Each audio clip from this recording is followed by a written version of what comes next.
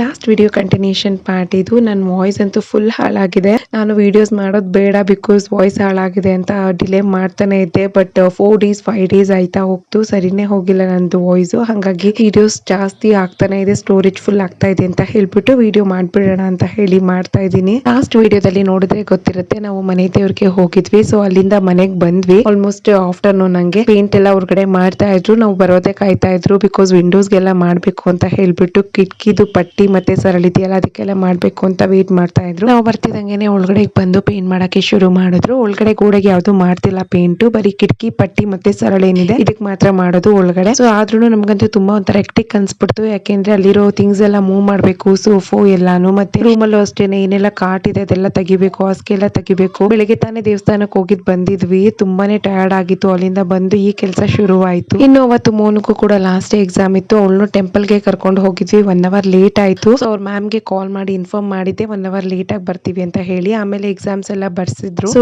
Exams ಎಲ್ಲ ಮುಗಿತಲ್ಲ ಅಂತ ಹೇಳ್ಬಿಟ್ಟು ಕೆಪಿ ದೊಡ್ಡಿಗೆ ಹೋಗ್ಬೇಕಿತ್ತು. ಬಟ್ ಅವತ್ತು ಪೇಂಟಿಂಗ್ ಮನೆಯೆಲ್ಲ ಗಲೀಜಾಗಿತ್ತು. ಸೊ ಹಂಗಾಗಿ ನಂಗೆ ಪ್ಯಾಕ್ ಮಾಡಕೊಳಕ್ ಆಗ್ಲಿಲ್ಲ. ನೆಕ್ಸ್ಟ್ ಡೇ ರಾಮನವಮಿ ದಿನ ನಾನು ಕೆಪಿ ದೊಡ್ಡಿಗೆ ಬಂದೆ. ಕೆಪಿ ದೊಡ್ಡಿನಲ್ಲಿ ರಾಮನವಮಿ ತುಂಬಾ ಚೆನ್ನಾಗಿ ಮಾಡ್ತಾರೆ. ರಾತ್ರಿ ಟೈಮು ಈ ರೀತಿ ದೇವರ ಮೆರವಣಿಗೆ ಎಲ್ಲ ಇರುತ್ತೆ. ಸೊ ಆರತಿ ಕೊಡ್ಬೇಕು, ಪ್ರತಿ ಮನೆಯವರು ಆರತಿನ ಕೊಡ್ತಾರೆ. ನಮ್ಮ ಮನೆಯಲ್ಲೂ ಆರತಿನ ಕೊಟ್ಟು ಪೂಜೆ ಮಾಡಿಸಿದ್ವಿ. ಮೆರವಣಿಗೆ ಬರೋ ಟೈಮಲ್ಲಿ ನನ್ನ ಮಗ ಕರೆಕ್ಟ್ ಆಗಿ ಎದ್ದ. ರಾತ್ರಿ 9:30 10 ಗಂಟೆ ಆಗಿತ್ತು ಅನ್ಸುತ್ತೆ. ಅಲ್ಲಿ ಲೈಟಿಂಗ್ಸ್ ಇದ್ದಿದ್ರಿಂದ ಫುಲ್ ಶಾಕ್ ಆಗಿ ನೋಡ್ತಾ ಇದ್ದೆ. ನನ್ನ ಮಗ ಲೈಟಿಂಗ್ಸ್ ಎಲ್ಲ ನೋಡಕ್ ಇಷ್ಟ ಪಡ್ತಾನಲ್ಲ, ಹಂಗಾಗಿ ನಾನು ದೇವ್ರಿಗೆ ಹೂವೆಲ್ಲ ಹಾಕಿ ನಮಸ್ಕಾರ ಮಾಡ್ಕೊಂಡೆ. ಸೊ ಇದಾಗಿತ್ತು ಈ ಒಂದು ದಿನದ ವಿಡಿಯೋ. ಐ ಹೋಪ್ ನಿಮ್ಗೆಲ್ಲ ಈ ವಿಡಿಯೋ ಇಷ್ಟ ಆಗಿದೆ ಅಂತ. So thanks for watching and follow for more.